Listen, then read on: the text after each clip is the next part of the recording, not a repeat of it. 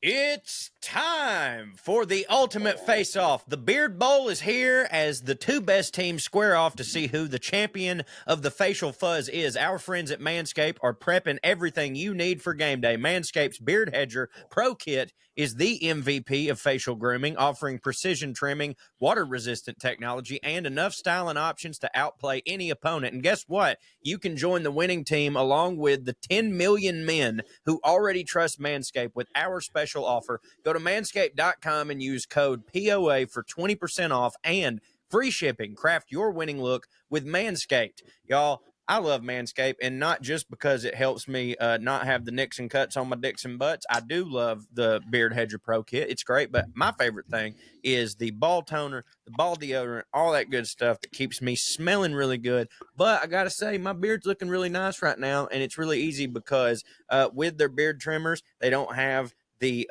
guards that you have to keep replacing. They've just got a little clicker. So I go, yep, I am a 7 today. That's what I want. Oop, my mustache is going to be a 6.5. Click, click, boom. It's super easy. It's so easy that a me can do it. And y'all know how silly and dumb I am. It's great stuff. Trae, tell them a little bit more about our friends at Manscaped.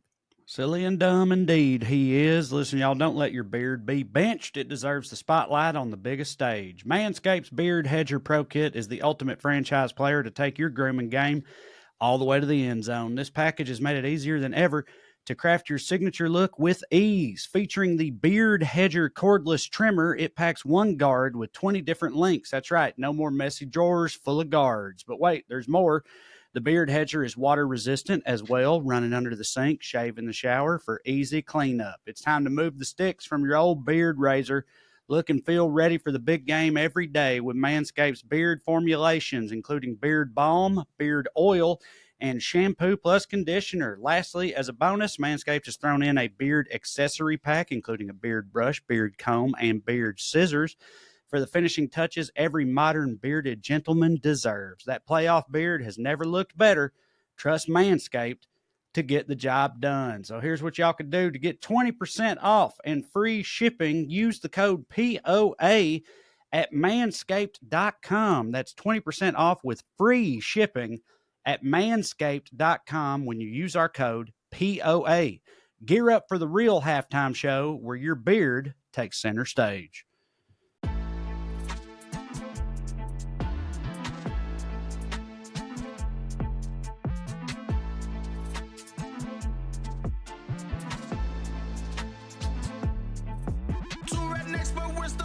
Putting on airs.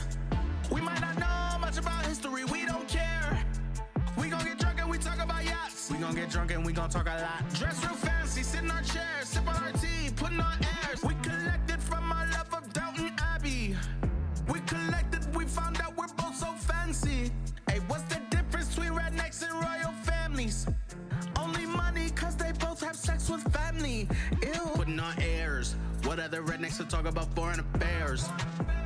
Laughing so hard that we end up falling out our chairs. Sir Trae, Sir Corey, oh what a pair. High class topics with a redneck flair. Oh yeah. Two rednecks but we're still fancy, putting on airs. We might not know much about history, we don't care. We gon' get drunk and we talk about yachts. We gon' get drunk and we gon' talk a lot. Dress real fancy, sit in our chairs, sip on our tea, putting on airs. Two rednecks but we're still fancy, putting on airs. We might not know much about history, we don't care. We gon' get drunk and we talk about yachts. We gon' get drunk and we gon' talk a lot. Dress real fancy, sit in our chairs, sip on our tea, putting on airs. Okay, it's Team Squirrel or Team Trae. Oh yeah, we keeping it basic. He thinks that the squirrels at Corey's mom's house are racist. And you know squirrels live in the same place for generations. So Trae, you better count your days and you better count your blessings. Cause all the squirrels that you ran over, that you think are nameless, faceless, their families are getting together and plotting on you from the attic and basement. So even though Corey is dumb, fat, and bald, he knows how to avoid drama, don't get squirrels involved. Two rednecks but we're still fancy, putting on airs. We might not know much about history, we don't care. We gon' get drunk and we talk about yachts. We gon' get drunk and we gon' talk a lot. Dress real fancy, sit in our chairs, sip on our tea, putting on airs. Two rednecks but we're still fancy, putting on airs. We might not know much about history, we don't care. We gon' get drunk and we talk about yachts. We gon' get drunk and we gon' talk a lot. Dress real fancy, sit in our chairs, sip on our tea, putting on airs.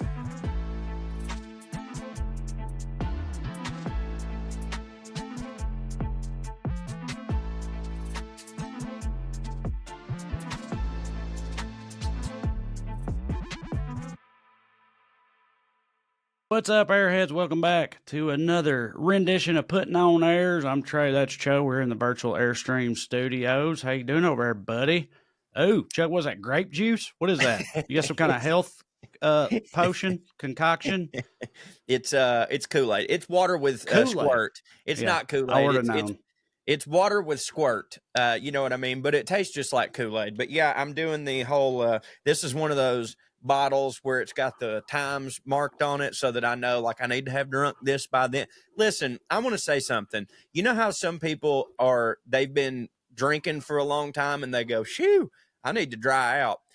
Whatever the opposite of that is, I guess it's I need to wet up. I feel that right now. I've now been sober since December 28th, and I'm just sitting here just going like, I need to just fucking pull one. That's what I need to do. Yeah, you do. What's that got to do with your Kool-Aid? You're just saying the Kool-Aid ain't hitting for you because you wish you had vodka in it? Yeah. And I'm just looking at me doing this thing where I'm like, oh, it's let's see. Yeah, it's 4 p.m. I'm on schedule. I've drank enough water, and like, that's great. And I should do that. But like, I want to turn a couple back, throw on some Sammy Kershaw, live my life, get out in my garage, throw some darts, get naked, Yeah.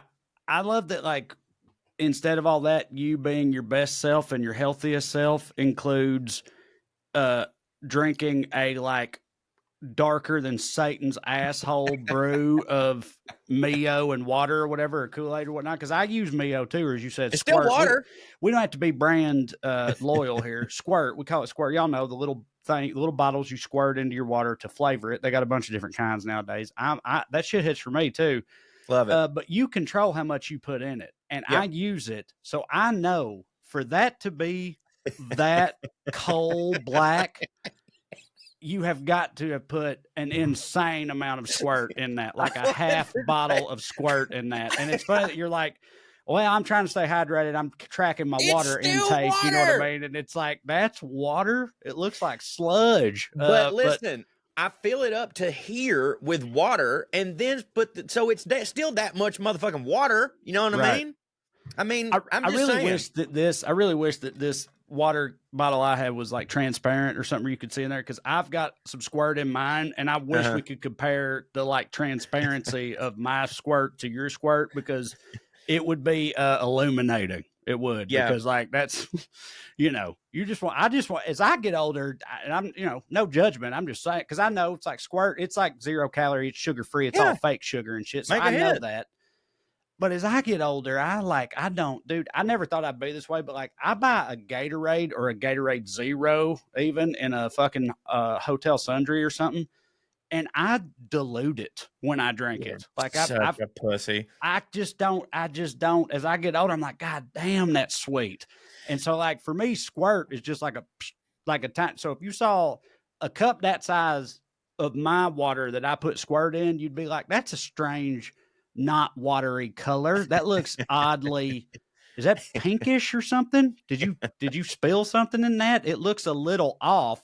You wouldn't be like, is that what the Teenage Mutant Ninja Turtles drank? Because goddamn, look at that!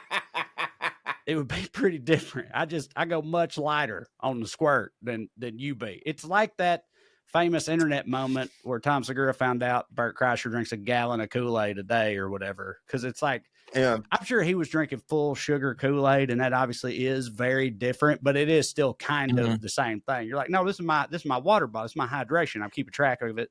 I'm being good. But and you're like, you can't see anything through that. Yeah, that's like dark as night your water is. That ain't what water's supposed to look like. Water's famously the opposite of that. Okay, but don't it still count, though? Am I not still hydrating myself? Because I mean, clearly it does, because like you've talked before about how like you had a mamaw who literally never drank water ever. Drank tea. Like, people, and I'm pretty sure my in-laws, or at least my father-in-law, who like looks better than me, by the way, at 65, never had an extra ounce of fat on him his whole life. Like, I'm pretty sure he don't drink water either, ever. Like, he just drinks like Sun Drop and shit like that. And so it's like, evidently you don't have to have just water, but like me though, my body, like if I can't be hydrated by other things or I feel dried out. I have to have like water, and I can put a little bit of squirt in it, but it just don't hit me the same if it's, I don't know. I don't get Well- quenched by things that taste real sweet. They leave a taste in my mouth that makes me still feel thirsty. I don't know what it is. Like I All need that just said- water. All that said, I truly believe I'm getting the same amount of hydrated. However, You probably are. I guarantee you this right here, eat up with cancer. You know what I Right. mean? Like just tumors all in this motherfucker that I refuse to read about. It is so comically dark. Is that grape flavored? It's grape. It's grape. Okay. Yeah. All right. Yeah. This is what grape Kool-Aid would look like. Bro, that looks like, I feel like in the late 90s during the extreme era, like Pepsi came out with Pepsi Midnight or something like that. And then there was the Puma. No, it was what was that energy? Josta. Remember Josta? Mm-hmm. I do. Mountain Dew got pitch black now. Mountain Dew pitch black. Well, that looks like what you're drinking. Like, Well, I wish I hadn't have even came on. Honestly, No, it is for me. I wish I don't So- have for you. you said you wanted to start this time, which is fine with me, but I remembered something. You're not even going to remember having said this to me, but a few weeks ago you were like, "Hey, can you talk to Katie about a thing? Because I want to talk about it on PLA." Daddy's list. I remember. I've been Oh, you waiting. remember? Okay. Yeah, Well, because I had Amber give me hers. Hers. I know that. I know. So, all right, here's what he's talking about. He told me that he had Amber give him her daddy's list, which is some of y'all might like, hall passes, things of that. Now, you know what I mean? Famous people who super hit for you to look at. Everybody's got them famously. That's what everybody says. He told me like 2 or 3 weeks ago, he was like, "Will you get Katie's so we could talk about it on POA?" And I told you at the time, I was like, that's going to be disappointing from my end. And I know it sounds like I'm just saying that, but I know how Katie is. That's not really going to hit. And you're like, "Well, I still want to do it." And I was like, "Okay, that's fine." Then I totally forgot about it until this morning, maybe because of what I want to talk about if we have time, but I'm going to wait and see if we get to him or not. He's a daddy from way back, but we'll tease that for later. Maybe knowing I wanted to talk about that guy made me remember, oh, right, I should ask Katie about her daddy's list. And as I told you would happen, she was like, I don't have one. I don't do that. I've never done that. She was like, I told you when you texted me, I said, there's one that I know for sure. Put your goddamn foot down and make her do some shit. Be one like, that I know for sure. The only one I know for sure is Robert Downey Jr., right? That's the only one she's ever acknowledged. And I was like, I know that, but there's got to be other guys. And she was like, I never got in it. She was like, even when I was like a teenager, like she started ribbing on me because we just redid the house I grew up in. She was like, I didn't have posters above my bed because I never found men attractive. That's why I had a poster of Britney Spears above my bed growing up, and I had a poster of Tyra Banks on the wall and stuff. And Katie always like, gives me shit for that and laughs at me and stuff. Like every teenage boy on earth didn't do that. Right. But she brings that up and she was like, yeah, I never did that. I didn't have those. And I was like, well, you're the weird one, right? I was like, cause it's not just a boy thing. I was like, I had a little sister. I was like, and Paige had posters and shit. Paige had NSYNC, Backstreet Boys. Paige's number one back then was JTT. Leonardo DiCaprio. She was a huge Leo guy. That's like Titanic era Leo. Yeah. She was obsessed with Leonardo DiCaprio. She did also like JTT a lot. Don't get me wrong. He was in the mix. But I was like, Tiger Beat was a whole thing. Yeah. Like, girls definitely do that. You're the weird one for not doing that. And she was like, well, then I'm weird. I was like, well, then I'm weird because I didn't do it. And so the only name she would give me was Robert Downey Jr. And I even tried to throw out some other. I was like, I'm pretty sure that on Amber's list is Jason Momoa. Number one. Right. And Katie was like, she's like, oh, he's fine. Whatever. It's fine. I just don't. She just was giving me nothing, which I did tell you is what was going to happen. But I wanted to give you an opportunity to say what you wanted to say about it, which I think I know where this is going, and I'm looking forward to it. But yeah, so I tried this morning and it didn't. That's what happened. Robert Downey Jr. is the only one she gave me. I'm saying this knowing that Katie is listening to this. And I've already texted her because as we're recording this, it is her birthday. I don't know if you want me to say that, but I'll say it. Happy birthday, Katie, as we're recording this. I know exactly what's going on here. There has been a long time theory that now Katie has certainly exposed. The reason that Katie doesn't want to give you her daddy's list is because it is true. That bitch is 54 years old, okay? There's been a lot. Go ahead. You're about to She don't want to say Don Johnson. She don't want to say Don Johnson. Okay. Well, I thought you were, for a second there, I thought you were just saying like, I thought you were implying like that, back then they had to worry about the Depression in Vietnam and stuff, and they didn't have posters on their wall. Is what I thought you were saying. Right? Unfortunately, I'm not funny enough to say that. I went for a less but funny I was route. going to say, what's funny you say that, because the guy I was going to talk about later was daddy for that era of women, for like 50-something-year-old women and whatnot. But I get what you mean now. Yeah, okay. She'll out herself as being old. Yeah. I mean, I've been cracking those jokes all day. You know, this morning when we first woke up, I was like, happy birthday, the big 4 or 5. How you feeling? You know, it's a thing. She's used to it. Just so everybody knows, she's not a lot of people listening right now, especially airheads only, have no idea what we're talking about. I used to, it's a running joke now, and early on in our relationship, I had like a conspiracy theory that I shared with Katie that Katie was aware of, that I thought Katie was lying to me about her age and was secretly like at least 5 or 6 years older than she purported to be. She is. The reason I thought that was just because we met when we were like 23, she 24. Has a polio vaccine scar on her arm. yeah, she got that little ring from the consumption shot they used to get or whatever, like the TB shot. Yeah, but when she was just so much more mature, that we met working at the same place together with people who are all around the same age, a bunch of people in their early 20s in Cookeville, Tennessee, and she was just so much more grown than everybody else. Like, before I even asked or knew her age, I was like, she about 30, right? And again, at the time, I'm 23, right?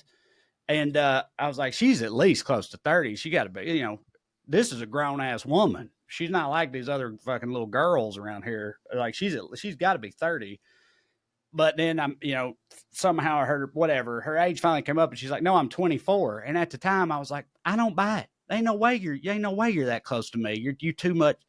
And then over the years, little things would happen that she has an explanation for. Like, one of them was, the only one I can remember right now is like, her aunt pulled out some baby pictures, right, of Katie and her sisters and stuff. Katie when she was a baby and a toddler. And they had the date on them, because back then, cameras and shit, they put the date in the corner. They had the date on them, and there's Katie is like what is clearly a like 3-year-old. You could see JFK getting shot in the background. Right. Yeah, it wasn't that bad, but it's like what is clearly like a 3-year-old Katie, right? And the date says like 1981 or something like that. And this is in the family album, right? And so I kind of like joked with her about, I think you're older than you say you are. But then like this shit would happen, and I would be like, Katie, how old are you? Like, I was like, it's okay. You could tell me. I'd be like, were you married before? Are you running from something? Like what? Like Juno Temple in Fargo. Yeah, right. Exactly. And she was like, why? What are you talking about? And I was like, you are at least 3 years old in this picture, and it says 1981 in the corner or whatever. It's like, that means you were born in 1978. You know, she was like, that's not. She's like, Aunt Cindy just had the setting wrong. The setting on the camera's wrong. You know, and again, at this point in time, I'm sitting there looking at her like, I don't know. I was like, it's easy for you to say, but I don't buy it anyway. At this point, I do believe that she isn't older than she says, but it's been a running joke for a long time. But anyway, back to the daddies list. That's all she gave me, but you go ahead and get into it with Amber, because again, I know where this is going, and I know that it hits for me. So go ahead. aside from all that, I just want to say how old this made me feel. I'm going to read them off. We don't have to discuss them all. We can discuss what you want to discuss at the end, because it still holds true. It still holds true, even though she knows that I feel that way. She didn't even fucking try to throw me a goddamn softball. But I want to read these off to you, and you just tell me how many of these you don't know who the fuck they are. Number one, Jason Momoa. Of course, we know him. Number two, Manny Montana, who she put in parentheses so that maybe I would know. Neck Tat Daddy. That don't help me at all. Me either, but that's Neck Tat Daddy. Number three, Shamar Moore. No idea. Oh, okay. I know Shamar Moore. He's a good looking good looking black guy. He was I think a black male model, I think, who then got into acting, and he's been on one of those like he's on like SWAT or NCIS or one of those like dad cop shows. I probably recognize him. He's been on one of those. Is he the one that looks like Jason Taylor? For 15 years. I don't know. Bald? Jason Taylor's like super duper bald, and I don't think of Shamar Moore as being bald. I mean, maybe. Okay. I mean, he might be now. I was gonna take it. No, he is bald. You're right. No, you're right. I'll take Jamar it. Moore is I'll bald. take it. You know what? I'll I guess take he it. does look like, well, but he's black too, and you Yeah. famously have the position that black bald don't count. God damn it, you're right. Okay, so- well, whatever. By the way, I'd like to say my wife has a black guy at number 3. Woke as shit. So give it up for the woke mind virus has that's gotten right. to Mrs. Number Cho. Number 4, we know Charlie Hunnam. We actually talked about him last week, which handsome guy. Number 5, this sounds like a name I would know. Jesse Williams. Do you know Jesse Williams? No, Yeah, I don't know that one either. Number 6, we know, but she has a caveat to it. It's Cillian Murphy, but parentheses, mainly as Thomas Shelby. She claims that he's not really daddy in most things that he does, but when he's Thomas Shelby, he's all of a sudden daddy. She had this revelation, like when we watched Peaky Blinders, she was like, wait, what the fuck? And I was like, what? And she's like, he's daddy, but in other things, he's not. Then when we saw him in Oppenheimer, I was like, is he still daddy? Because to me, he looks a lot like how he looks as Thomas Shelby. And she's like, he's like a quarter daddy in this. She's like, I really think he needs to be Thomas Shelby for me. I mean, I get why. Okay. I'm of two minds about that because, first of all, and I know we're talking about only famous people here, so the bar is much, much higher across the board. But like, Cillian Murphy is one of the most objectively attractive men on the planet. He's got the fucking cheekbones and all that. He's chiseled out of stone. He's beautiful. Yeah. So like, he's always got that face, but I do still know what she means because you couple that with the whole like fucking Manchester gangster vibe with the fucking he's a badass and he's troubled and he's got the accent and all that shit. It's definitely going to ratchet him up a few notches for sure. I heard that like outside of acting and stuff, like as a person in real life, he's super, super socially awkward and introverted and don't like talking to people. Stuff. That makes him hit harder for me because I relate to that. Like I saw a bunch of memes and stuff made about him at the Golden Globes and shit where he's visibly uncomfortable to be there. Like you could tell he's just like none of this is for me. And that makes me like him more. I mean, I already was a huge fan of his, but I'm just saying I like him. He more also now. Was on some red carpet thing where Harry and Meghan walked by. And they were trying to shake hands with everybody, and he like ducked away and visibly kind of scoffed at them, because I mean, my man's Irish. They don't hit for him. Hell yeah. That hit for me. Okay. Keeping it real. Another one I don't know, maybe you do, and I don't know if I'm saying it right. Sam Hogan, Heughan, Sam Hogan. No idea. No idea. Only Hogan I know is Hulk and Paul. And it'd be hilarious if either of those were on her list. If Paul Hogan, especially Crocodile Dundee, was like number 6 on her daddy list in 2024, that would really hit for me. That would be great. Number 8, I only know who this person is because of her parenthetical. Cam Gigandet, and that parenthetical is first ever daddy. And I only know what he looks like. He was in some teen show, or not teen show, in like, well, maybe it was like The Hills or something. Number 9, Scott Eastwood, track. I get it. Good looking dude. Number 10, Sebastian Stan. So okay. There you go. Yeah, he hits again. So Katie, I do actually remember now. I do remember how this came up. I woke up this morning and I had been having a dream, and an unachievable will never happen dream. Obviously, I'd been having a dream that I was working on a movie. I've been hired on a movie. That's all you need to know it'll never happen. But I was working on a movie in this dream, a movie with Jeremy Allen White from The Bear, right? And I don't even remember what happened. I'd forgot that even happened. But I woke up this morning and me and Katie were better, whatever. And it's like, I just had a dream I was in a movie with Jeremy Allen White. And she was like, who? And I was like, Jeremy Allen White, from The Bear. He's hot shit right now. And she was like, I have no idea who that is. I was like, he got the Calvin Klein deal in addition to winning the Golden Globe, but he's all over everything right now. And he's a great actor too. He rules, and she was like, nope, I got nothing. And that made me think of this question. And when I was asked, part of what she said was, she was like, I think she's pretty proud of, which I get. She's pretty proud of not knowing or caring about celebrity shit or what, you know what I mean? I think it's like a thing for her because she's like, I don't even know any celebrities, Trae. Like and then she was like, tell me some of the people that are daddy right now. you know, out. And she was, and I was like, but you know, I don't fucking know. I was like, well, I think Jeremy Allen White's one of them, whatever. She's like, yeah, I already told you. I don't know who that is. I was like, well, obviously Jason Momoa, John Hamm. I was like, is he still dude? John Hamm rules, but he's old as fuck. I was trying to think of for Katie. I was trying to think of like 20-year-old, like who the internet is obsessed with or whatever. The only thing I could come up with was Timothy Chalamet, right? Yeah. And she was He's like, twinkie. no. She was like, he's a child. You know what I mean? Like, that's my thing is when I think of I'm daddy, 54. I can't be, you know, that's what she said. When I think of daddy, I think more of John Hamm. Like when I think of Timothy Chalamet, I think of like a little Twinkie boy, which is fine. But I think John Hamm's back because of college Fargo. girls, they're calling Chalamet daddy right now. Yeah, but our wives are barren. I know that. But when you talk about like who culturally is daddy right now, right? In my head, it's like if Tiger Beat was still a thing or whatever, or people might like Idris Elba still got it. Yeah, I mean, you know, there's all these different age groups and they have different daddies. That's true. But the people that are the most popular, then hell, I don't know. It kids right now, that's all based on who young people like, right? Yeah, I guess you're right. I don't know either.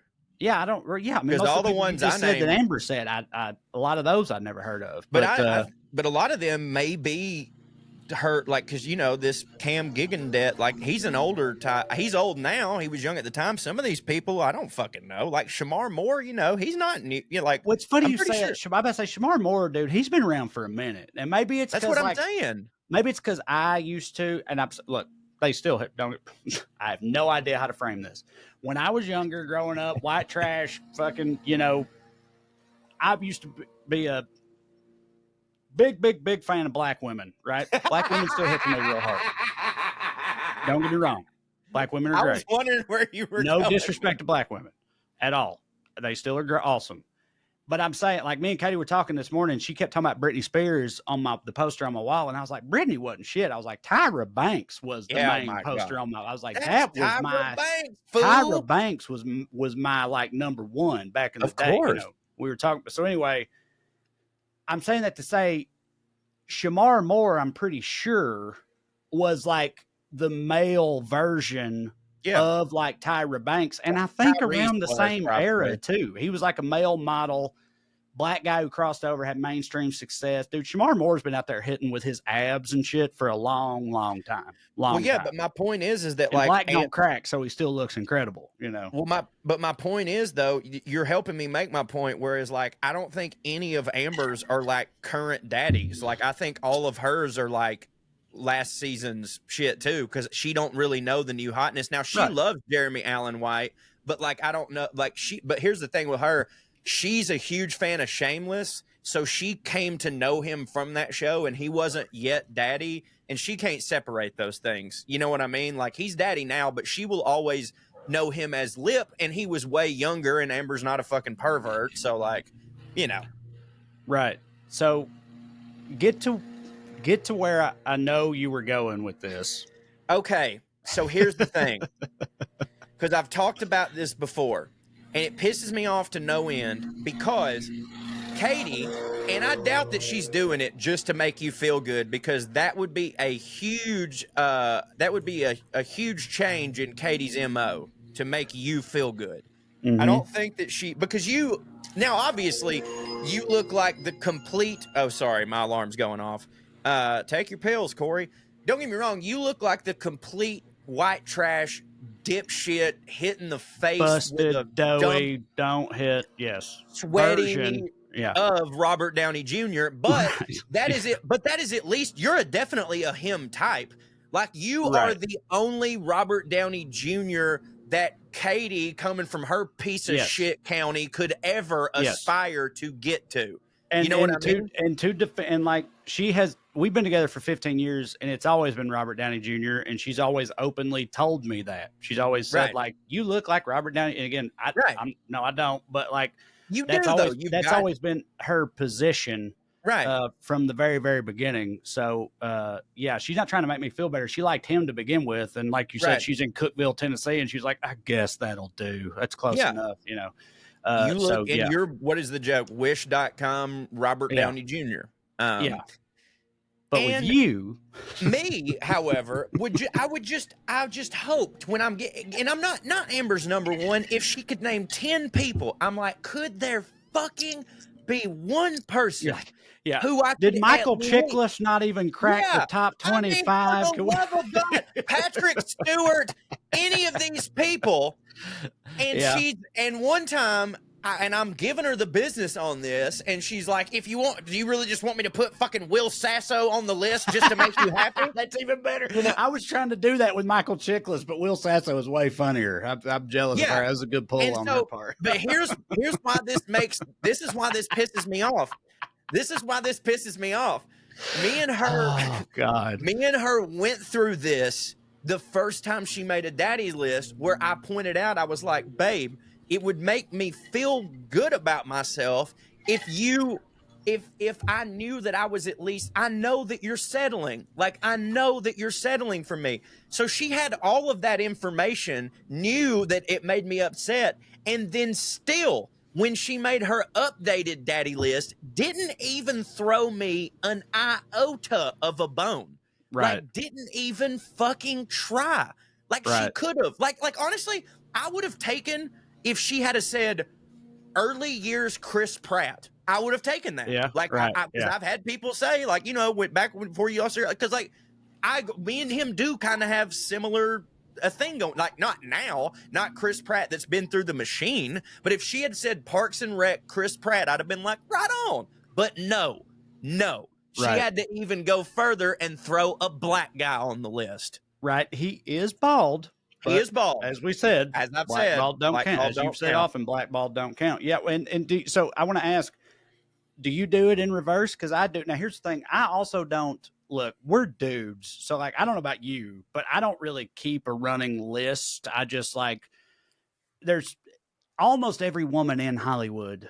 Nobody in Hollywood looks like my fucking wife. That's what, right? Okay, but hold on.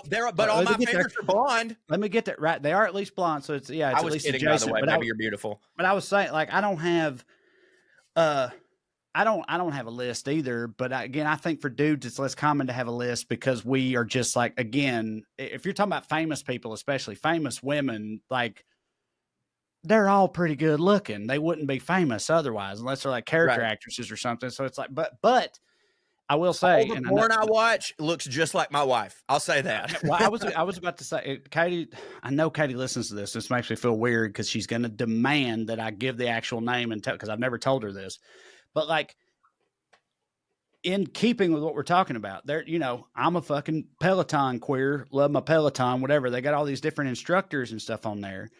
And there's an instructor on there that I took one class from, and I was like, I can't take no more classes from her because she tears me up too much, because she reminds me of Katie. That's like, because Katie, like, you know, ever since we had a the boys, white freckled bitch with a dump truck. I get it. But Katie, you know, like, ever since we moved out here and had the boys and stuff, she doesn't do it anymore. But like, Katie was a fitness pro, hardcore. Like, her job was a personal trainer, and she worked for Beachbody. She certified other women to coach Zumba and all this shit. She did like fitness competitions and all this type of stuff. And she was like hardcore.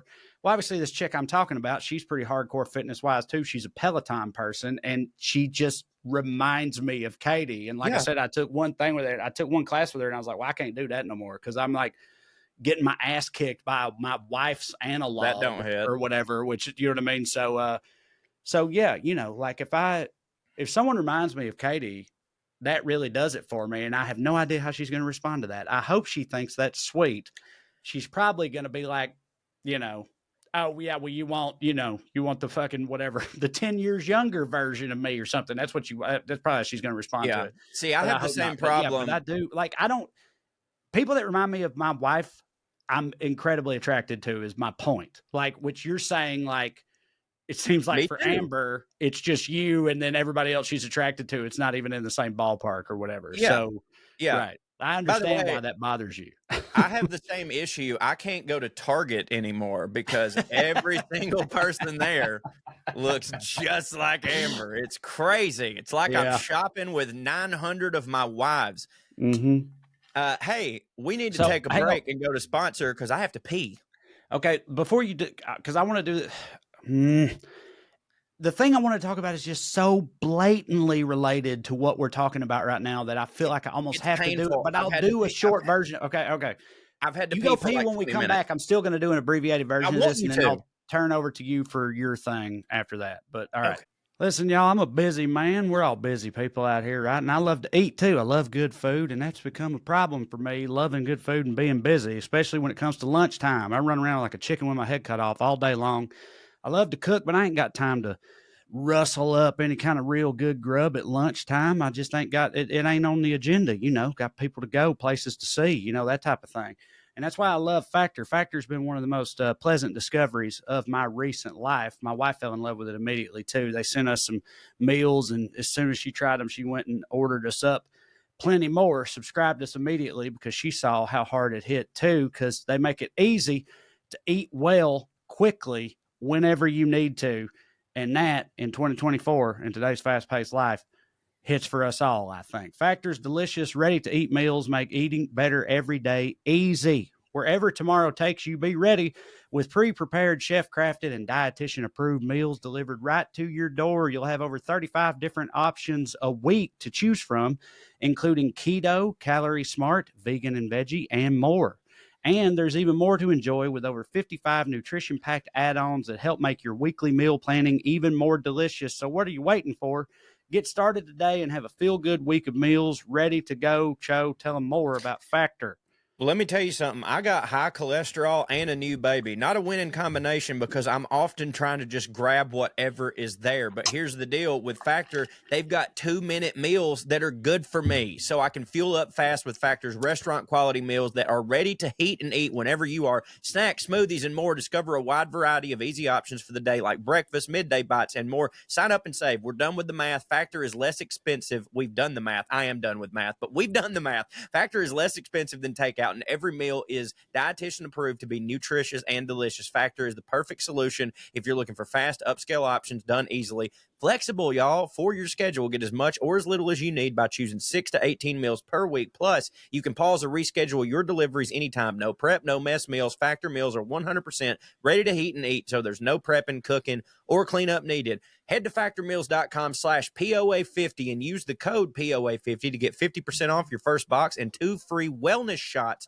per box while subscription is active. That's code POA50 at factormeals.com/POA50 to get 50% off your first box and 2 free wellness shots per box while the subscription is active. Do it. It's fantastic. We love Factor. All right, and we're back. Had a pee break, everybody. Hope you enjoyed that sponsored moment there from whichever sponsor it was. They hit for us regardless. But I was going to say, so I didn't even know we were going to get into this whole thing when I thought of a possible topic to cover. But now that we've talked about it, I feel like it's just so related. I can't not talk about it. So the dude I was talking about earlier is like, he was like the preeminent daddy for the Ambers and Katies of the world for 20 plus years. Like if Amber was a generation earlier, especially I know some of Amber's hobbies. Mm-hmm. This dude what generation would 100% be on her. If she was one generation older, if she was, our buddy Mark's age, because he's 50 or whatnot, if she was his age or older, this dude would be up there in the daddy list, especially considering Amber is a voracious reader. Drunk? She gets drunk and reads about women getting swept away in the arms of some stacked stable boy who then becomes a knight, or I don't know how women's romance novels work. A large-cocked vampire is what you meant. There you go, large-cocked vampire. But all those covers look the same, and for 20-something years, only one man adorned those covers, and he's a pretty fancy sumbitch. And he's also achieved something that also is not easy to do. He's known by only one name. If you're known by only one name, you automatically fancy as hell. Like there's no way to get around. Fabio. Hey! Fabio. I don't even know what made me think about Fabio. I guess it was this talk with Katie about daddy and stuff like that, and he popped into my head. But like, hey, that's a fancy motherfucker, right? Yeah, and man. I realized, I was like, I don't know anything about Fabio. It's wild because like Fabio was pre-Kardashian, pre-reality show era, famous for being who they are. Yeah. You know what I'm saying? Like, he was famous. He'd do cameos and show up and shit because the It's whole just, that's joke Fabio. was, that's Fabio, right? Yeah. And everybody got it. Me and you as 8-year-olds, Yes. when he'd show up in an episode of Friends or something, we'd be like, Fabio. Yes, right? we Like, did. That's crazy. He's ubiquitous. Yeah. And he was like famous just for being who he was. But For that being was gorgeous. Where now that's a very common thing. It's Of a course. whole subgenre of fame, is just famous for being famous or whatever. But he was kind of that before all that, you know, and I find that fascinating. And so I was like, I don't really know much about his life and shit. So I looked him up, and, you know, none of it was all that surprising. First of all, I was surprised to find that is his real name. Now, I knew he was a spaghetti person. He's a noted spaghetti person, right? Blonde Obviously. spaghetti. Fabio Lanzoni, right? Hey. Like, that's just, but Fabio, you talk about nominative determinism, dude. Yes. Fabio, like, his name sounds like a gay abbreviation of fabulous, but in Italian, but in spaghetti or whatever. You know what I'm saying? Like, and You make the women flick at that bean. Yes, he's a Fabio, right? Like, and that's that's his real name. His real name is Fabio Lanzoni, right? And he was born in Spaghetti Land in 1959. And over there in Milan, by the way, which Milan is like the fashion capital of the world or whatnot, but that's kind of just a coincidence, which is also wild to me. I don't know. Maybe it's not a coincidence because he was in the fashion capital of the world. And when he was like 13 or 14, as this often happens this is why models, I don't know, models are, it ain't like being an actor or a comedian or director. Right. They're lumped in. A lot of it is born. It's all born, really. Right. I mean, ain't it? I mean, you it still is. got to keep in shape. Because a lot of these models, and Fabio is one of them, he was just out there in the countryside, you know, like leading a donkey down a cobblestone road or something. In a white shirt. In a vineyard, right, or whatnot. Like the wind blew. Yeah, in the 70s. And some fashion guy was like, you should be a model, right? You know, you should take your clothes off for money, right? Or whatever. And that, and that's what happened. He was like 14 right. And someone just walked up to him and was like, you should model. And he was like, that just sounds good to me. Right. And then he just started, and then he did that. And they were like, well, you definitely can't act or talk. Right. So yeah, like definitely keep your mouth shut. Whatever you say, sir. I keep my mouth shut. Yes. And then he just like started modeling, and it didn't hit for his dad. His dad owned like a factory nearby and was like an engineer and stuff, and wanted Fabio to do that. Insane. And look at him. And his dad was like, even when that started happening at 14 and stuff, which I guess I sort of understand, thinking about like if Benton or something, which isn't, he's not auditioning, he's not doing the Hollywood kid thing, but like if Benton got like cast on some TV show or something, in my head as his dad, I would be thinking like, I need to make sure he don't get too swept up in this, because I know and understand that this can all go away forever, right? Like this could be, he needs to stay well grounded and have other options and ideas and stuff.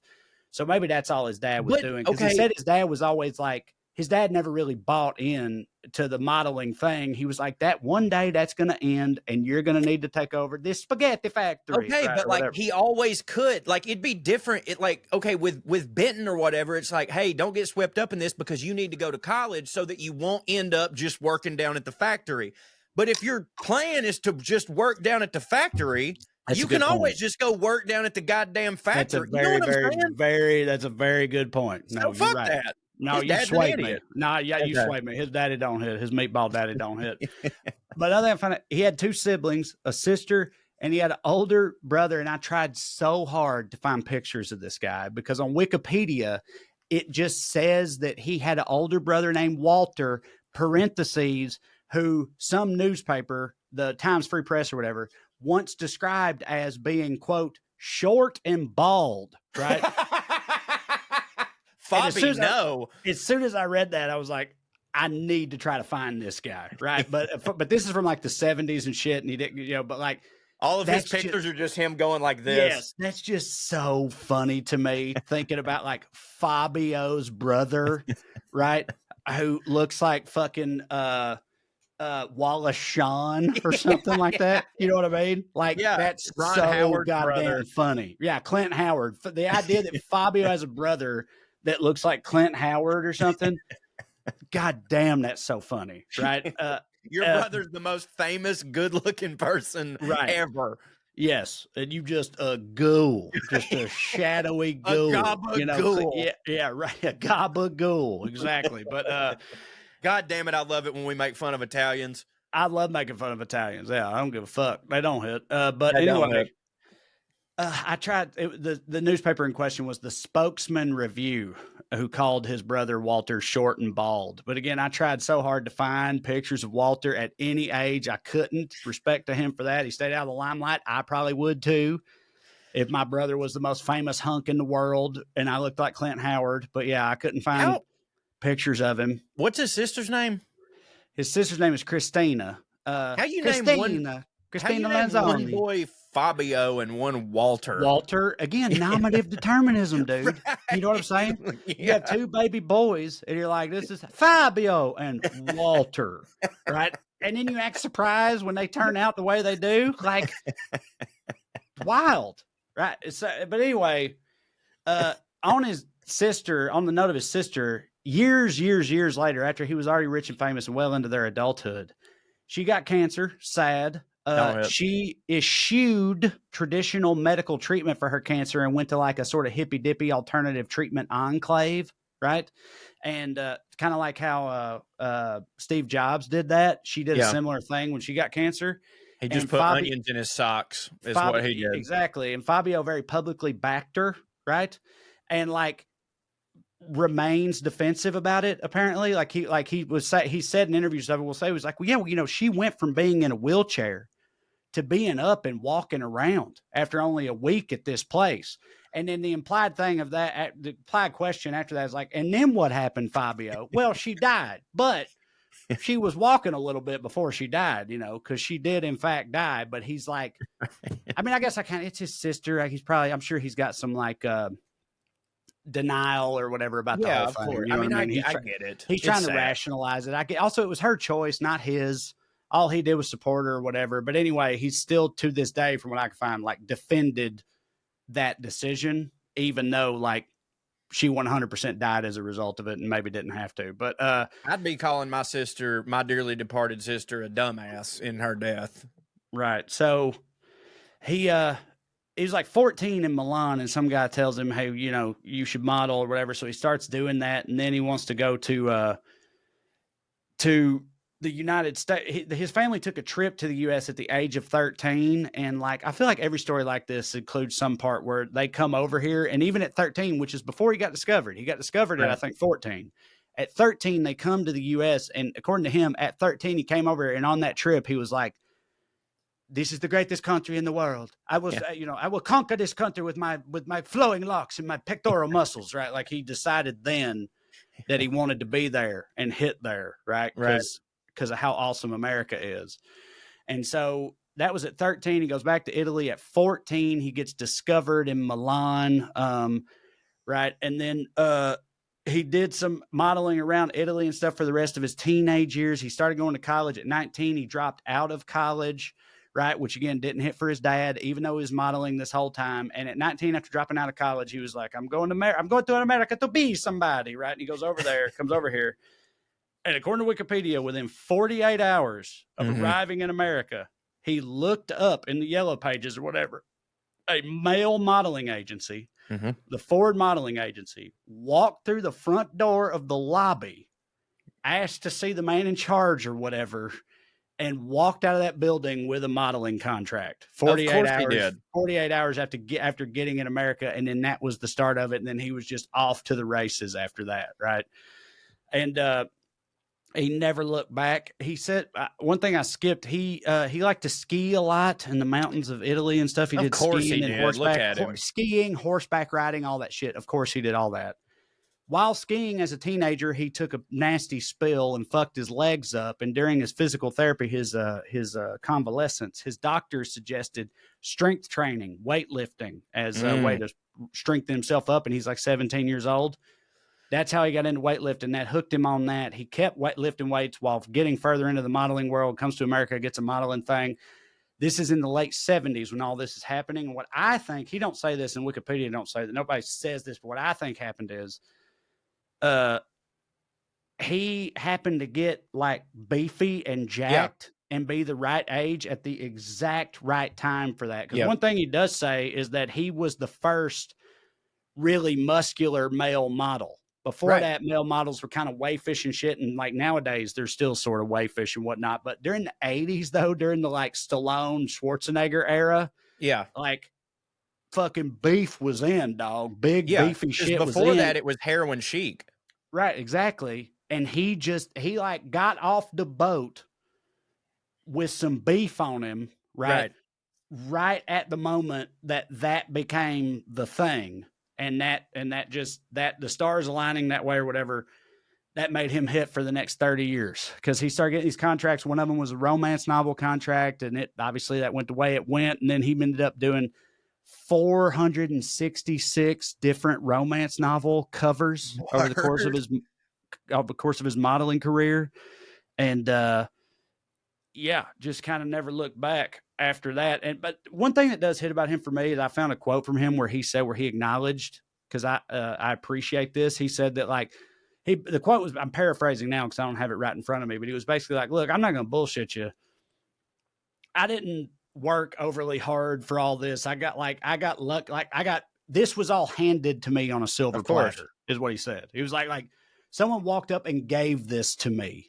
And I've enjoyed the fruits of it ever since, which I think, and again, he could give himself a little more credit because he is the one working out and shit that whole time at the very least. But yeah, so I guess he's got some humility and stuff. He's never married, Fabio. He's currently like 62, 64. No, he's about to be 65. Yeah, he's about to be 65 this year. He's never married. He said he had the one that got away, another model, when he was like 20.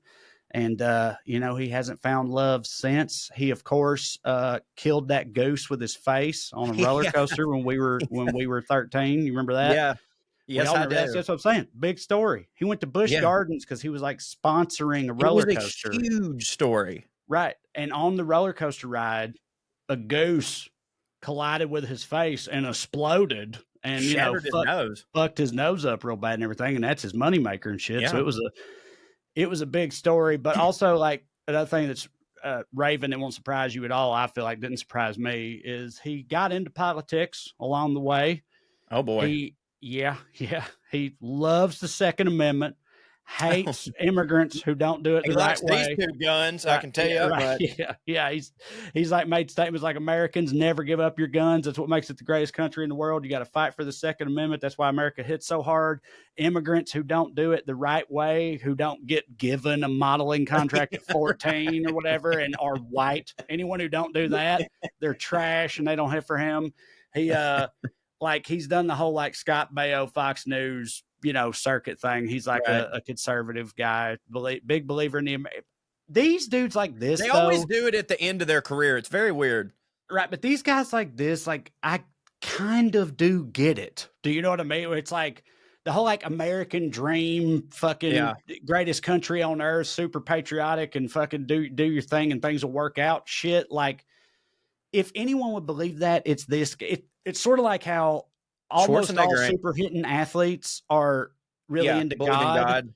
And I'm always like, well, of course they are. Like if I was that blessed and everything, like if I was in that position, I'd probably believe I was favored by a higher power too. You know what I mean? Like I kind of feel the same way with like Fabio and also Schwarzenegger when it comes to like Schwarzenegger definitely, like, when you read his book and all that stuff, he's definitely like America's the greatest country, the American dream, blah, blah, blah. But he's not Fox Newsy, let's all get AR-15s and hand them out to kids. So, like, he's there's like an old school style Republican. You know what I mean? Of course. He rules. Yeah, I love Schwarzenegger. Huge fan. So just a couple other things, just some walk down memory lane stuff here. You're going to remember this. This is a staple of our childhood, I feel like. Can you see my screen? Is this a commercial? Yeah. Love they shared for butter, but cholesterol took away their passion until... I can't believe it's not Believe it's not butter. It tastes. I can't believe it's no butter. He did butter. he did like 20 plus years of those I can't believe it's not butter commercials. He And the sure thing I did. found out was like he was a company man, true believer, and still is to this day, which I appreciate about him, I guess. Like he sends his family back in spaghetti land to put on their spaghetti. He sends them all like 25 pounds of I can't believe it's not butter every year. They did You know they don't use it. he says they love it. He says it replaced Yeah. butter. That's what I'm saying. It's like whenever you ask him about I can't believe it's not butter, he says it's a miracle drug. We ask him about his diet every day. He's like, I don't have sweets. It's all low carb. It's lean protein and green leafy vegetables. And I only use I can't believe it's not butter. Like still to this day, he he marches for I can't believe it's not butter. And then but this he dude knows who doesn't butter his bread. You know what I mean? Right. Yeah. But this guy, man, he just like, I feel like for guys that are our age, you grew up as a kid in the 90s, as a boy, hear about this guy or whatever. He was always kind of like, and he also was always kind of sort of played as a joke. Like he'd show up on Conan O'Brien and stuff, and he seemed self-aware, and it was always he owned it, humorous and shit. But like, bro, this dude tore women up, dog. I'd say a few dudes too. Absolutely tore them up. And I didn't know that he put out an album called Let's hear Fabio it. After Dark, where he don't sing or nothing because he's not musically inclined. They just play like sexy music and he talks and stuff. Okay. And so yeah, let's get a little bit of it. I'm gonna skip ahead. So listen to that. I can't believe to set the mood for the night. Yeah. Oh yeah, Daddy. When I play a special song, it's very important Oh boy. because it can express what I feel so perfectly. The song I mean, is dude. big for me when I cannot put my feelings into words. It's Let me just tell him you something. talking sexily about his thoughts on life and his philosophies and wisdoms and stuff for the entire My length pussy's of an album. drenched. That's what I'm saying. And he soaked panties nationwide, dog. Ants all around this country. Aunt Tammy's in the 90s tore up over that shit. He was the daddy for a long time. Yeah. I bet you he's still looking good as shit. He does still look pretty good. I mean, I'll try to find it. I saw some current pictures of him earlier, and because he's another thing I respect about him is he has come out in publicly and repeatedly and said, like, I'm getting older. I'm gonna just get older. Like I'm not gonna have plastic surgery or Botox. People are supposed to get older. I'm getting older. I'm just gonna get older. I respect that about him. So and this is the most recent picture that I can find here, the one on the right. And, you know, I think he looks like a roughly 60-year-old dude, but that's a good-looking 60-year-old dude. It sure right there. is. It sure is. I think if he cut his hair, he'd look even better because it would, he ain't never going to do that. No, dog. of course not. Of course not. But that was his fucking claim to fame. His moneymaker right there was them flowing golden locks. Well, I came away from here really liking Fabio. I'm a fan because because that's the thing. I think he hates immigrants and poor people. But he does from hit that. them. Aside from that, hey, listen, what are you gonna do? You know what I mean? But because that's the thing. That's what's so important about whether or not Fabio ended up being a well-liked person is that had he not been self-aware in the 90s, he would not be a well-liked person, I don't think. But like, you know what I'm saying? If he'd have took himself really, really seriously, I don't think it would have worked out. But because he would go on Conan and shit on himself kinda, and like he was, pretty humble guy, like that's going to work out for you. So like, word to the wise, be more like Fabio, except when it comes to like, maybe politics and stuff like that, but still. Yeah. So two other things real quick, and I'm turning it over to you. Two other things real quick about Fabio that I wanted to mention. He gets asked all the time about his workout regimen, and he does go to the gym. He does the workout regimen. He does regular aerobics and cardio and weightlifting and all that. He does all that. But like one thing that he is often named as his secret weapon in terms of working out, he's like, one of the greatest exercises on the earth is riding a motorcycle. That's what he says. Like he said, just get on a motorcycle, presumably shirtless, right? Pecs rippling, right? Yeah. And you ride around, and you just ride around being awesome with your hair flowing in the wind on a motorcycle. And according to him, you can lose 4 to 6 pounds doing that. specifically, he said dirt bike, and he did elaborate. He was like, It people don't does realize engage you your ride a core. dirt bike, you stand up, you're working your core the whole time you're on a dirt bike. People don't realize how much of a workout it is. So it wasn't as silly as I made it sound, but I did think that was funny. The other story was in the 90s, him and George Clooney about got into a fight at some fancy Hollywood restaurant. And George Clooney, I don't think I've ever heard a story about George Clooney that didn't end with me going like, God damn, that motherfucker hits for me, right? Agreed. So this one was no different. So there was a misunderstanding. Fabio had a photographer with him or something, which he always did. This is like the late 90s, so Clooney's red hot. Clooney thought the photographer was a paparazzo, following him. And was like, hey, man, get the fuck out of here. I'm trying to eat with my friends or whatever. And the guy was like, I don't give a fuck about you. I'm with a Fabio, right? Whatever. And then like Clooney's like, what? And Fabio like shows up like, you have a problem with my photographer. And then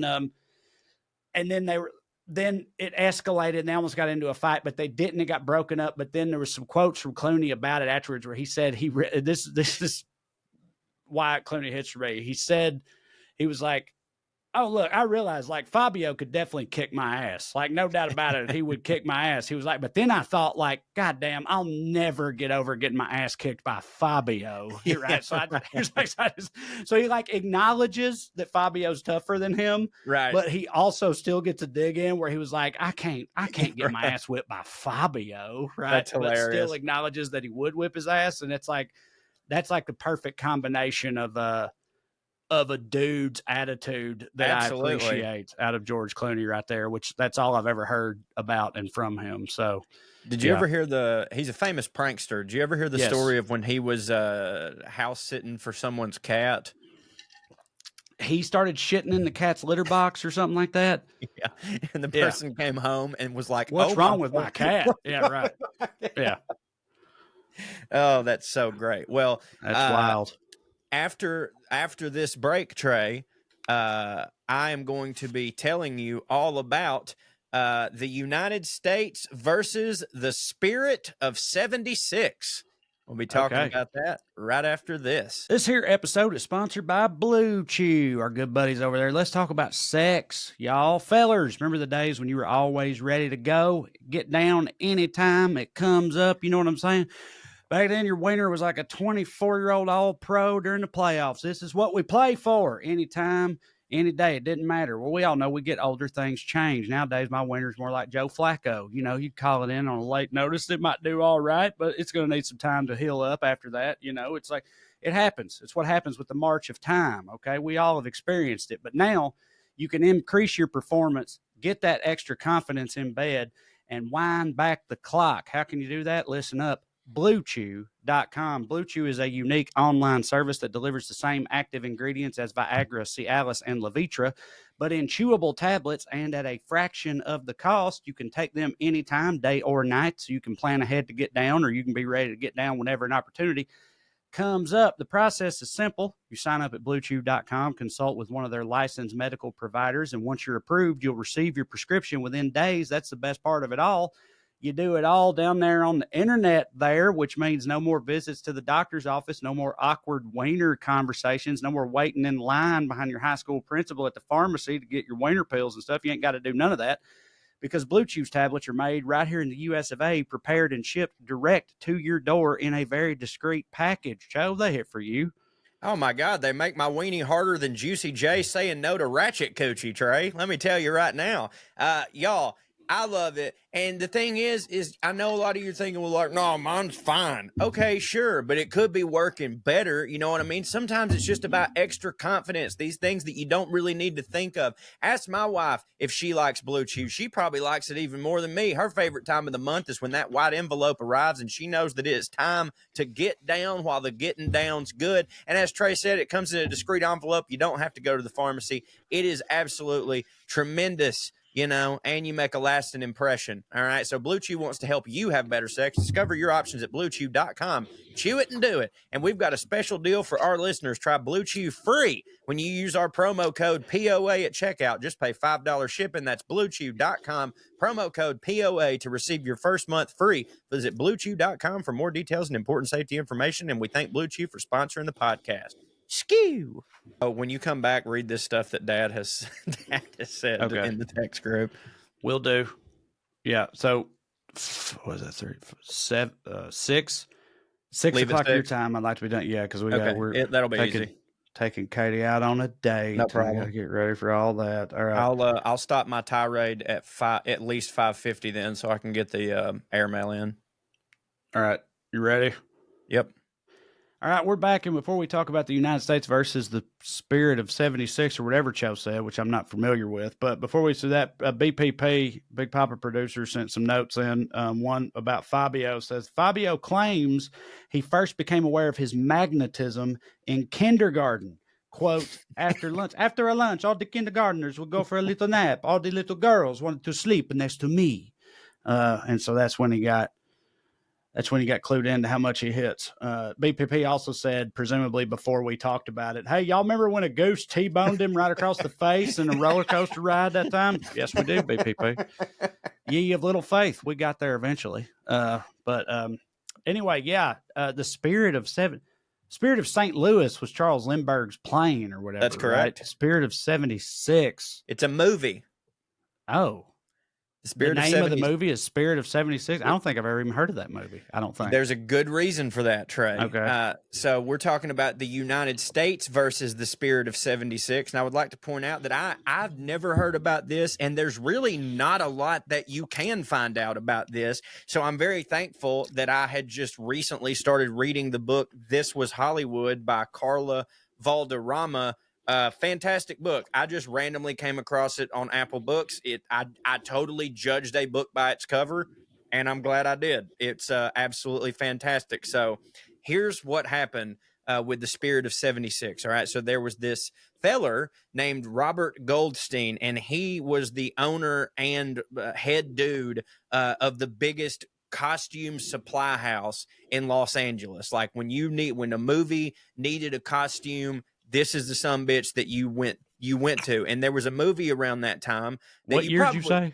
So this movie that he's trying to make is 1917. Oh, wow. Okay. This is way back. So we're talking. See, what was that son of a bitch? I guess theater work. Probably theater work. Yes. It had to be how theater it got started. work. Because I've always been fascinated about people that get it like, I own a prop house or whatever. It's like, Right. did you used to be Carrot Top? How did you just had props and was like, I'm going to get into the prop business? But especially back then, he must have been doing theater shit for years and then parlayed that into film stuff.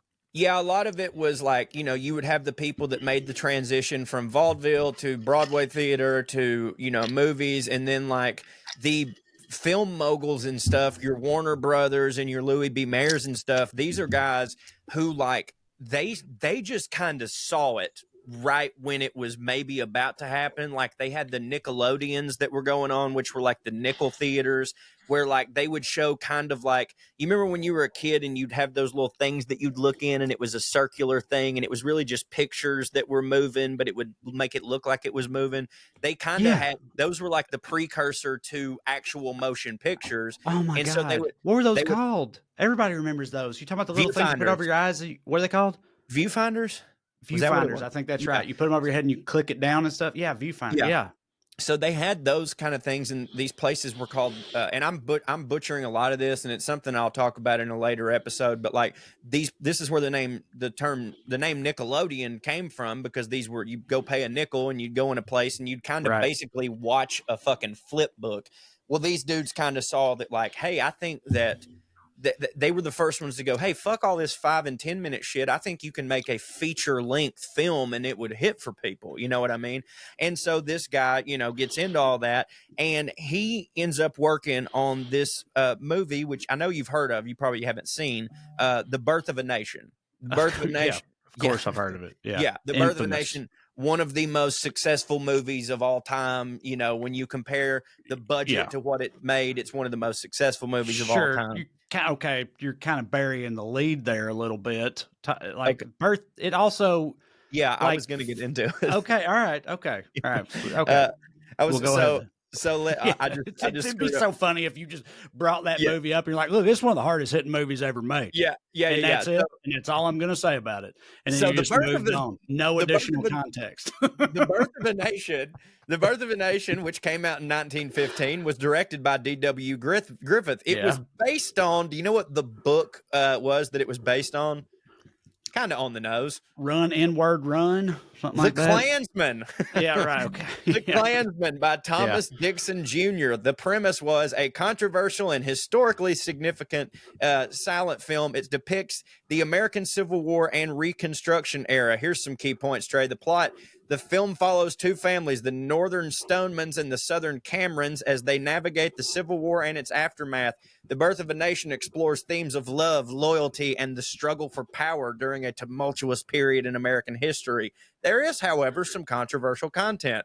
The film has been widely criticized for its racist portrayal of African Americans and its glorification of a group called the Ku Klux Klan. It was a huge commercial success, though, and is considered a landmark in cinematic history for its innovative storytelling techniques. Right. As I understand it, it was kind of like, it was sort of like the Titanic of its day. Yes. If the Titanic had been all about how Osama bin Laden was awesome or something like that, you know what I mean? Or you know, that even that's not a good analogy, but it was like technically, objectively, incredibly impressive. And people were like, this is the most mind-blowing thing we've ever seen. But the content was all about how black people are inferior and the Klan is fucking awesome, basically. Right. And so that makes a controversial picture. Do you know that did you ever, I didn't see it either. There was a movie a few years ago called Birth of a Nation made by a black filmmaker. You remember that movie? I remember it coming. I remember that it was a thing. I didn't see it. Made by a black filmmaker who got his big shot, and he called it Birth of a Nation. His whole idea was like, I'm gonna take it back. I'm gonna reclaim it. I'm gonna take the place of that movie with this movie, which is pro-black and all that. And again, I never saw the movie in part because that guy, this dude, got me too'd almost immediately because turned out he was he was into the raping and whatnot. Oh, no. So it's like, yeah, he tried like D.W. Griffith in his grave, just like, fuck yeah, motherfucker. You know what I mean? Like, try to come at the king, you best not miss. God damn it. Like, right. Hello, my baby. Yeah, just fucking flipping him off. But anyway, Jesus so Christ. yeah, checkered past that movie has. Well, so this Goldstein fella, Robert Goldstein, who was the costumer, so like not only did he costume this movie, which is one of the most successful movies of all time, but he made a shit ton of money on it because he had decided early on, like he could just he's like, man, this is going to be something. He invested in the movie. Like he basically, he was like, how much can I get some points on this thing or whatever they called it back then, you know? And he made what $200,000 at the time, which is $4 million in today's money. Right. Mm-hmm. And so this guy who had only ever done costume shit ever, that's it. When he gets this $4 million, he doesn't think, oh, great, now I'm good or all my family's going to be okay. I should probably invest in more costume stuff or whatever. He goes, I'm going to do a Birth of the Nation myself. He's like, I've got to do some shit like this. And so he comes up with the Spirit of 76 because he wanted to do for the Revolutionary War what D.W. Griffith had done for the Civil War, right? So the film's going to be set during the American Revolution. Including all the racism? Well, yeah, duh. Well, yeah, right. Yeah, okay. What are you talking about? Right. Why even do this otherwise? Yeah. Yeah. It wouldn't really make sense otherwise. I don't think. Sorry, I clicked the wrong thing and got screwed up on my notes. Anyways, so now here's the thing. This is going to be obviously a very, very patriotic movie. And, America has always loved patriotic movies. There's not really a bad time to put one out. However, this is 1917. I think we all know what happened in the world in 1917, right? There's Germany is doing the Great War. Germany flu. That's all of that. Of stuff. The 5-year anniversary of the Titanic sinking. all sorts of things. So we had just teamed up with the British to go fight the Germans, and now there's this movie coming out that is about America and the British fighting each other, right? Well, he's like, I've got a solution for why that, if that would piss anybody off. He's going to have, at the very end of this movie, it ends with Uncle Sam and the British Uncle Sam, which, did you know they had one? No. What, Uncle I Nigel? didn't know that What are they you had talking one, about? and I wish that I'd Okay. looked up a picture. Maybe I should share my screen and try to find one. It's John Bull. Have you ever heard of John Bull? No. So it's literally the exact same thing as Uncle Sam, but in England, and they called it John Yeah, Bull. yeah, it won't allow. John Bull needs you. Yeah, Young lads. exactly. Okay. So he had them holding hands, and at the end of the movie, it said, Gay. and just super gay, dude. And hey, by the way, it gets gayer. And at the bottom, it said, and now join together in a still greater fight for the liberty and democracy of the whole world. Right. So this movie is, like I said, insanely patriotic, like almost just fucking too on the nose. Like, it's just got a mishmash of all the greatest hits. Like, it's got the Midnight Ride of Paul Revere, the Battle of Lexington, the signing of the Declaration, Patrick Henry's "Give Me Liberty" or "Give Me Death" speech. Pretty good speech. But, because he wanted to make it accurate, it also showed British soldiers committing war crimes because they did that. That's what happened. So he wanted to premiere it in Chicago, but the head of the censorship board, get a load of this name, Major Medalist Lucilius Cicero Funkhauser, said it was too he said it was too offensive. He even went so far as to say that it had clearly been financed by the Germans as a piece of pro-German propaganda. So he's like, oh, what the fuck? I don't know what to do. So Goldstein's like, what are the scenes that you think did that or whatever? He tells him, and he's like, okay. So he cuts the scenes that were deemed offensive, showed it to a private audience of judges and reporters who said, like, no, that's fine. I don't think that's pro-German. In fact, they said, like, no, this is the opposite. Like, this is very, patriotic. This is wonderful. This is exactly what America needs. Funnily enough, that Funkhauser dude ended up being thrown out of office for being pro-German. So thou doth protest too much, I say. Shit, I mean, Funkhauser? I can't believe it. Yeah, right. Exactly. And the other names were Italian. You know what I mean? This is they sounded Mussolini. like Rome-y. They sounded like ancient Rome mixed with German. It's like, this guy was a tyrant. I can't believe it. Right. It is funny that at the time, like, this was basically a blatant ripoff of Birth of a Nation. Birth of a Nation came out and it like it portrayed black people as subhuman monsters, basically. Right. And the whole world was like, God, what an artistic achievement. What a piece of work. Bothered no one. Right. Then this movie comes out and it shows British people doing what British people did. And everybody was like, well, this ain't going to fly. This is going to bother people. You know what I mean? Which is that we're talking about fucking 1917. It's not, none of that is surprising to me at all. But it is like funny to think. I mean, it's funny to me as a white guy to think about. Hold on. The first part isn't surprising, where the Birth of the Nation didn't piss anybody off. But to me, and again, like, now that when you put it in the context of like, we were joined up with the British during the war against the Germans. Yeah, right. Sure. But like, it's just wild for me to think there was ever a time in America where the general consensus of people would be, I think this movie reflects too poorly on the British as it pertains to the goddamn Revolutionary War. Right. Well, Get the fuck out of here. I mean, I know you share the opinion. One of my favorite movies of our childhood is Mel Gibson's The Patriot. Yes. And I remember, Jason Isaacs fucking rules. He's as one of the best actors as of our the villain time. in that movie. He's awesome in everything. He crushes as the villain in The Patriot.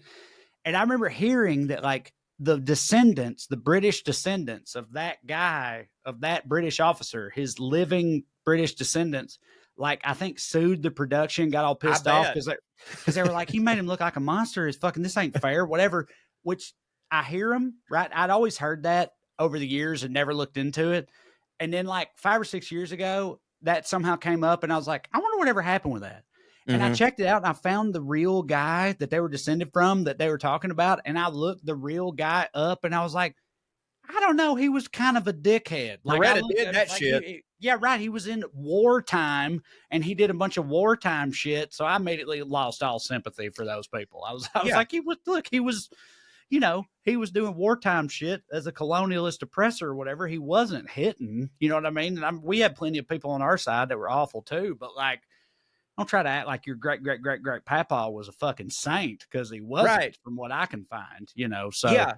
And we have British people that listen to this show and whom I love and respect. And listen, I know America ain't without its faults, but in the American Revolutionary War, at least when we tell it, Yuns was the baddies. Okay. At least I mean, y'all I gotta say, I kind of got to give it up to them a little bit. I've always felt like they there's take it been on the 10. they do. There's been plenty. They're like, well, we did try to conquer the world and all Right. that. Guess there'll be some sour grapes from all the colonies. Well, you'll have that, won't you? Right. That's their No, they're general cool about it. outlook on it, which is like fair and appropriate. I've always felt like that's how they've, responded to the whole thing. Because there's been plenty of Revolutionary War movies and stories and all this stuff, and they're always the You bad never hear guys. a word.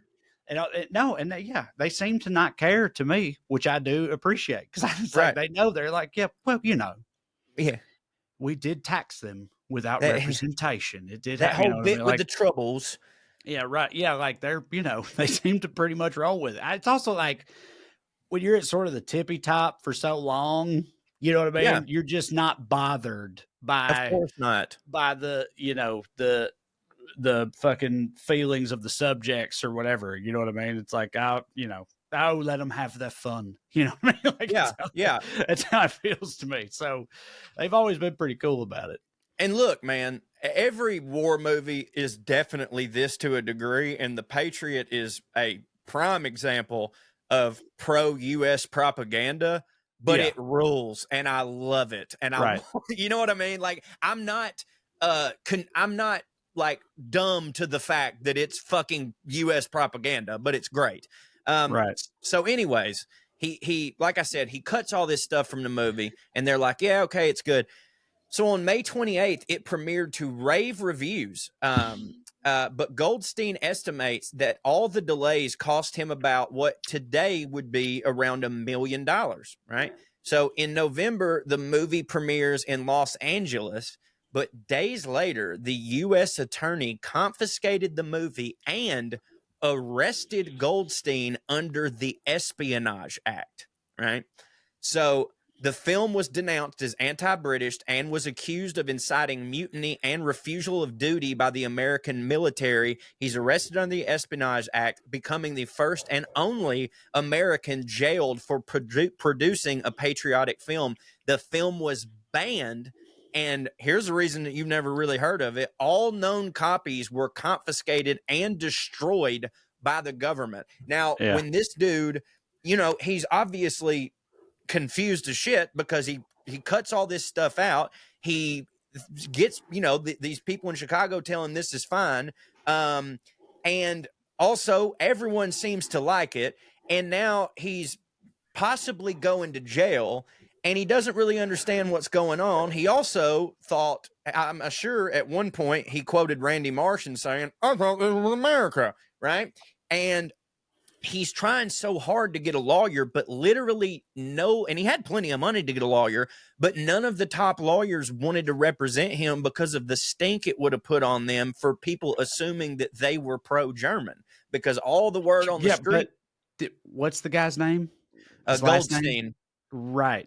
So I know this is there you go. Pre-World War II, but it's also like, for those lawyers and stuff, the dude was also Jewish, but it is, even though it's pre-World War II, it is kind of funny that people are like, this goddamn Jew loves Germany too much. That's, you know what I mean? It's like, that was the charge against him, was that he was too pro-Germany, but I'm not surprised that people didn't want to represent him and stuff as a Jew in 1917. For sure. So when they went to court, they showed parts of this movie, obviously, as evidence, and apparently not all of the things that it didn't hit for some people were taken out. There were still like British soldiers committing war crimes and stuff in it. And they showed the whole movie. Go ahead. Well, we literally have an amendment in the Bill of Rights Yeah. No shit. based on British soldiers not hitting, right? Yep. The fucking, is it the Third Amendment or the Fourth? It's one of the ones that never comes up anymore because why would it? But it's the one about quartering. Yeah, Quartering, right. Yeah, exactly. We have a whole amendment in the Bill of Rights based on the dickheadery of the British soldiers. Right. So, like, you know, I don't know. Seems fair to me. But agreed. We also have a bill in the goddamn thing that gives you freedom of speech to make fucking movies and shit. Yeah. So, anyways, so they play the whole movie for the judge and the jury and all that stuff. But all these scenes that were the damning scenes, they slowed them down to extra slow motion for like dramatic effect. And like when you put all of those scenes together, the ones that are really getting him in trouble for this, they're really only about 2.5 seconds of the whole movie. Like 2.5, like almost subliminal shit. How can 2.5 seconds even provide enough material to change anybody's mind or piss anybody off? Well, when you slow it the fuck down, you know what I mean? You got a British person like beating an American or something. It's like, oh yeah, fuck it, and that's it. That's 2.5 seconds right there. I mean, you know what I'm saying? Like that's like we already used that time up. I don't understand. I mean, to me, you might have said it earlier. It might clearly just be someone with an agenda that wants to go after a Jew for anything. Like I don't know. But anyways, it did not go well for him, and he was sentenced to 10 years in prison and a $5,000 fine. For what? For anti-American treason, anti-American, pro-Germany shit. Crazy. So for making a movie where the Brits don't hit. God after serving 3 years, Goldstein was released on parole in 1920. In 1921, Goldstein's sentence was commuted by President Warren G. Harding. Don't hit. And he was released from prison. Goldstein attempted to sue the government for damages, but like that didn't work. He later moved to Germany, where he worked in the film industry. In 1933, Goldstein was arrested by the Nazis and sent to a concentration camp. His fate after 1938, nobody knows what the fuck happened to him. The Spirit of 76 is considered a lost film. There's a single reel was discovered in the 1960s, but you can't see this whole thing. In 1996, that single reel was selected for preservation in the United States National Film Registry. I said all that to say this. This is fucking crazy that I've never heard of this. But I want to say this. That's fucking cancel culture, goddammit.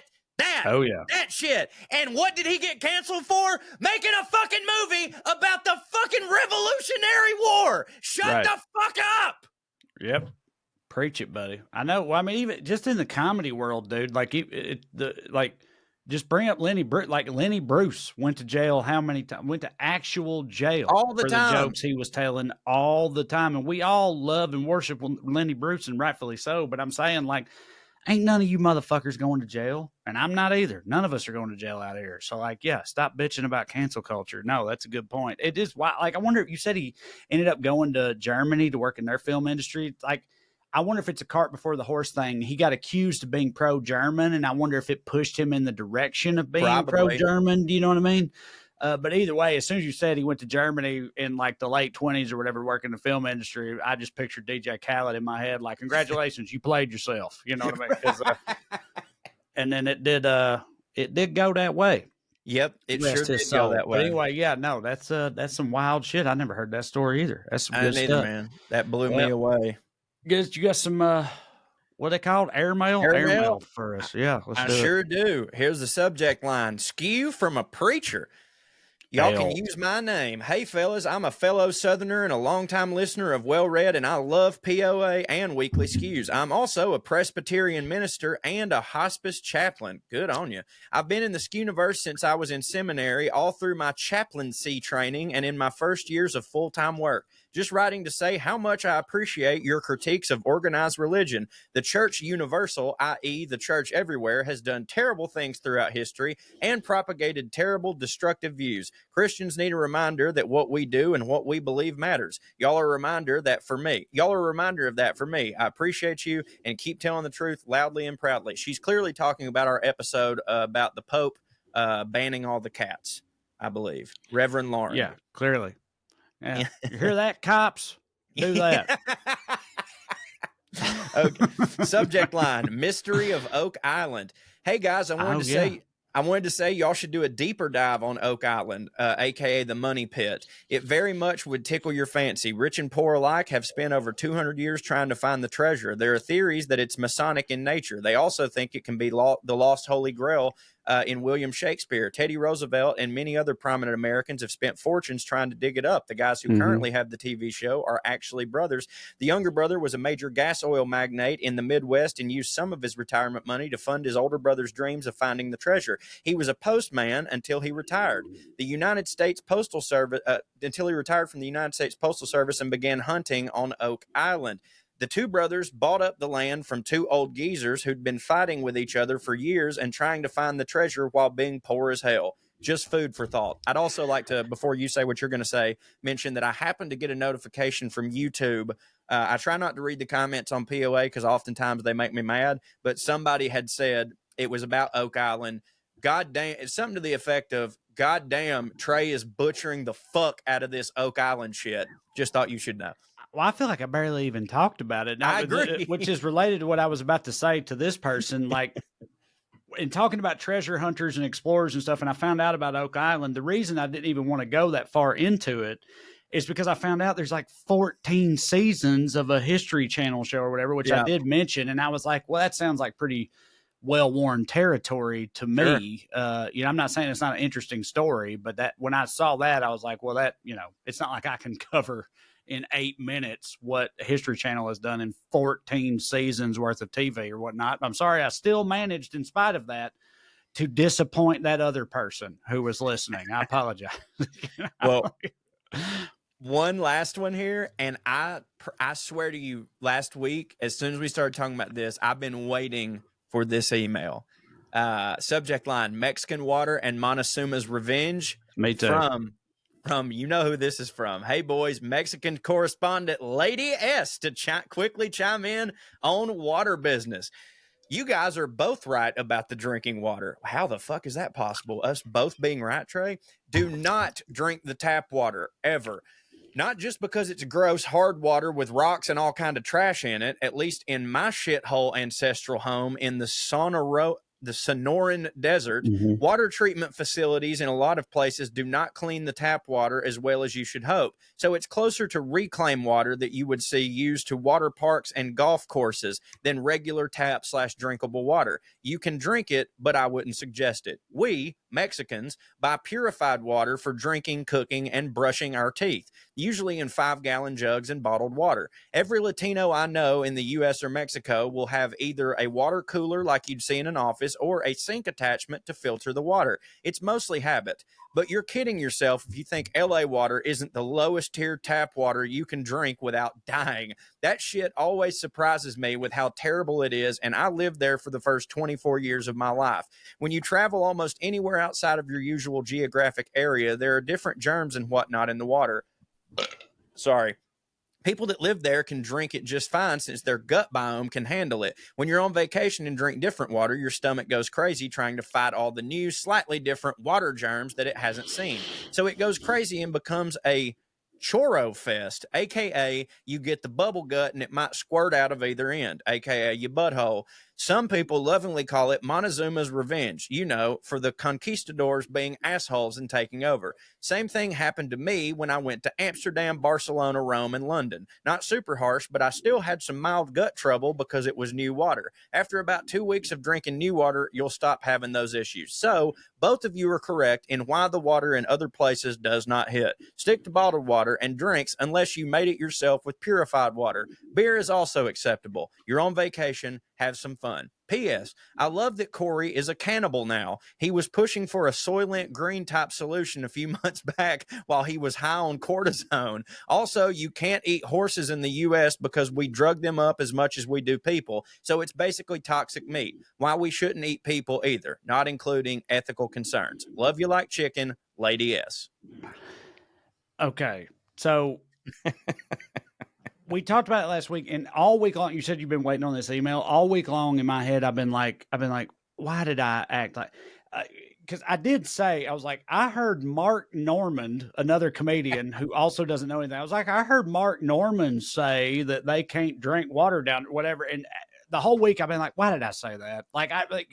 I just been expecting somebody to come in and be like, you really think Mexicans can't drink their own water? I've just been waiting on that, right? Nailed it. So you started that email out with that, but then she said, she's like, no, you're both right. She said, Latinos don't drink their own water. They got water coolers and all this stuff.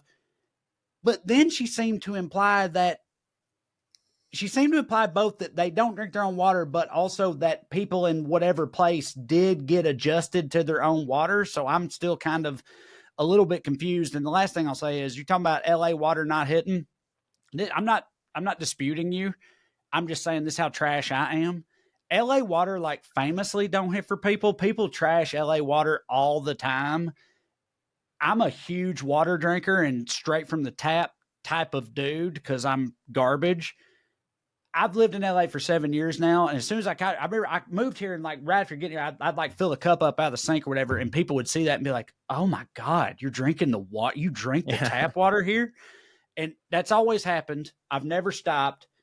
It's never bothered me, either the taste or the results. Like, it's never fucked me up. I just don't. I'm not saying it's good water, but I don't. So hell, maybe I could drink the water in Mexico. I don't know. LA's about as Mexico adjacent as America gets, I feel like. And for sure, everybody acts like LA's water is god awful, and it's never bothered me, not nary the first bit. So, maybe it'll be all right. But yeah, I'm still unclear though on the Mexican water situation as of right now. Me too. That was the Philip Seymour Hoffman in doubt of emails. It was, because she said, she's like, every Latino I know has a water cooler or water bottles or whatever, because they don't drink the water. But then she also said people in those places, they can drink the water. It's like, right. Well, I still don't know which one it is. So, but anyway. Lady S, write us back. I'm sure she will. All right. Trae, where are you going to be this weekend, Bubba? Next weekend I'll be in St. Louis, I believe, and then Indianapolis, and then I got DC and Virginia coming up, and some other places too. Go to TraeCrowder.com, get your tickets, come and see me. That's it.